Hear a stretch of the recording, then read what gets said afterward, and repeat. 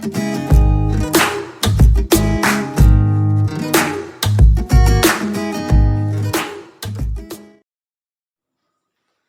प्यारे बच्चों, हमारा धमाकेदार टॉपिक चल रहा है इंटीग्रेशन बाय पार्शियल फ्रैक्शन। हम केस फर्स्ट डिस्कस कर रहे थे। क्या था case first? When the denominator contains non repeated linear factors.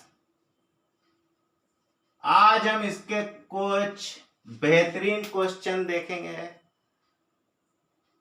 तो पहला क्वेश्चन देखिए, evaluate integral 1 plus x cos x upon x 1 minus x square e की पावर 2 साइन एक्स और ये dx।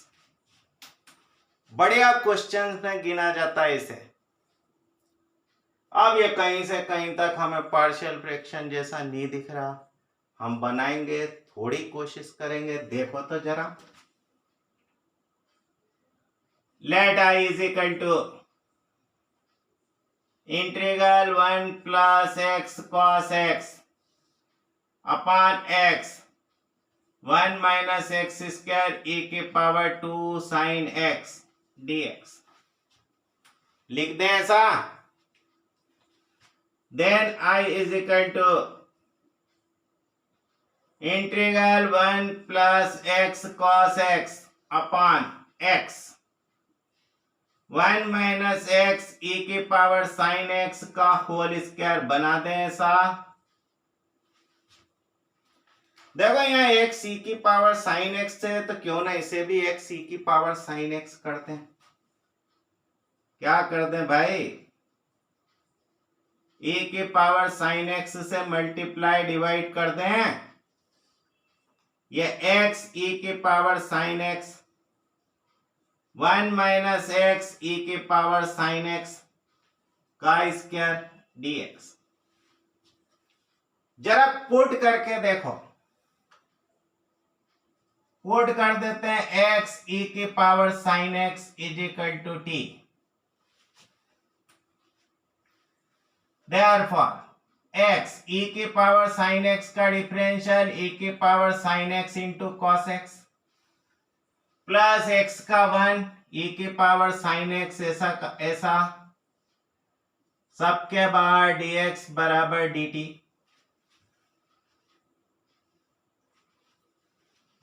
This implies x cos x plus 1 e raised to the power sin x dx is equal to dt। देखो तो कहीं numerator तो नहीं बन गया यार। Therefore I is equal to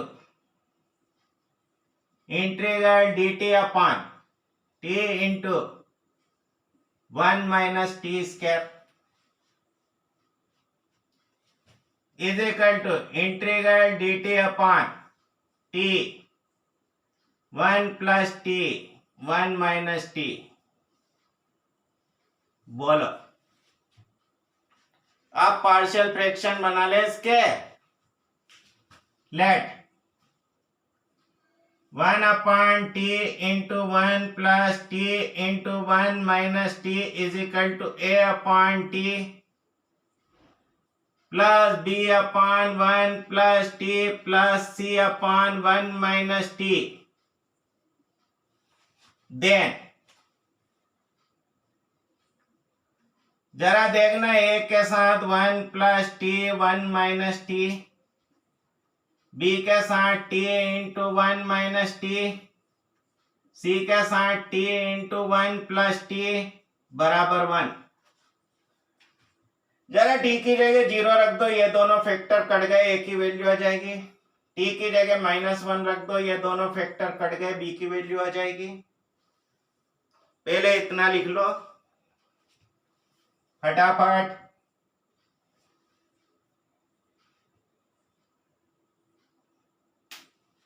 मिटा दें इस तरफ।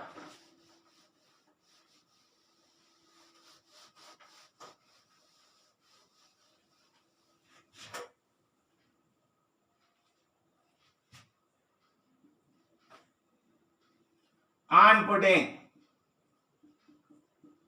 t is equal to 0, comma t is equal to -1 and t is equal to 1, successively we get, जरा t की जगह 0 रख दो तो a इज इक्वल टू 1 हो गया। t की जगह -1 रख दो तो ये गया, t की जगह -1 रखा तो -2b इज इक्वल टू 1। यहां से b की वैल्यू आ गई -1/2। t की जगह 1 रख दो तो 2c बराबर 1, c की वैल्यू आ गई 1/2। therefore by 2, जरा देखना 1/t, t plus 1, 1 minus t is equal to 1/t minus 1/2, 1 plus t plus 1/2, 1 minus t। therefore I is equal to, देखो इनका इंटीग्रल कर दो तो log mod t minus 1/2 log mod 1 plus t, देखना -1/2 log mod 1 minus t plus c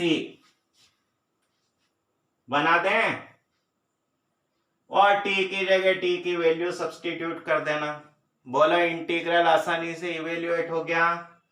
देखो substitution से भी partial fraction में बदलता है, पर थोड़ी तो मेहनत करनी पड़ेगी। लिख लिया अच्छे से,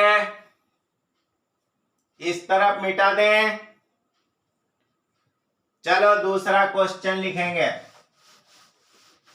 यह भी कई बार बोर्ड में भी पूछा गया, कंपटीशन में भी पूछा गया। Evaluate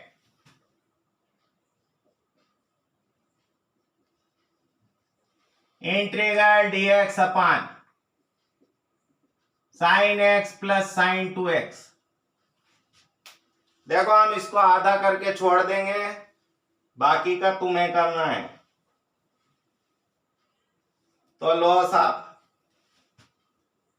late I is equal to integral dx upon sin x plus sin 2x। then I is equal to integral dx upon sin x plus 2 sin x cos x। बना दे ऐसा, is equal to integral dx upon, जरा sin x common निकाल लो तो 1 plus 2 cos x। इसी को ऐसा लिख सकते हैं, देखो तो integral sin x dx upon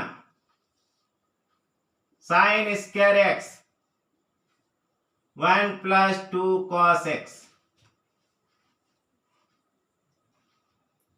इसी को ऐसा लिख दो, देखो integral sin x dx upon 1 minus cos square x 1 plus 2 cos x dx।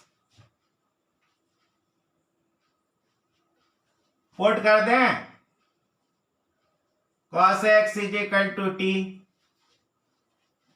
therefore minus sin x dx is equal to dt, therefore sin x dx is equal to minus dt। बना दे ऐसा, जरा यहां रख दो तो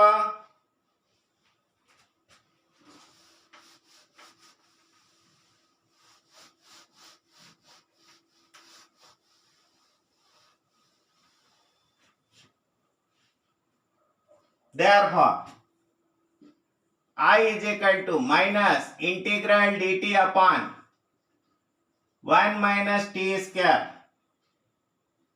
1 plus 2t। इसी को ऐसा लिख दो जरा, minus integral dt upon 1 plus T 1 minus T 1 plus 2t। बोलो ये नॉन रिपीटेड लीनियर फैक्टर्स हैं, आसानी से इनका पार्शियल फ्रैक्शन बनाया जा सकता है। इस क्वेश्चन को हम यहीं छोड़ रहे हैं। तुम लोगों के लिए हैव ए नाइस डे। अगले वीडियो में फिर मिलते हैं।